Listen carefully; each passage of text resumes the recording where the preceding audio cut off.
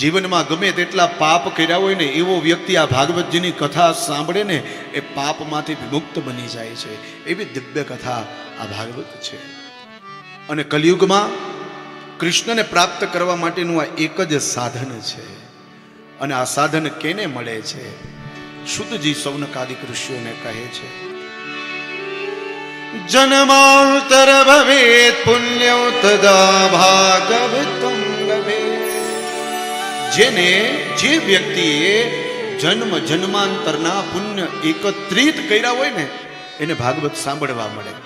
જુઓ શબ્દ ઉપર ધ્યાન આપજો. જે વ્યક્તિએ જન્મ જન્માંતરના પુણ્ય એકત્રિત કર્યા હોય એને ભાગવત કથા સાંભળવા મળે છે. અને જે વ્યક્તિએ કરોડો પુણ્ય કર્યા હોય જન્મ જન્માંતરમાં એ વ્યક્તિના આંગણે એના પરિવાર માટે એના પિતૃઓ માટે ભાગવત કથા થાય છે.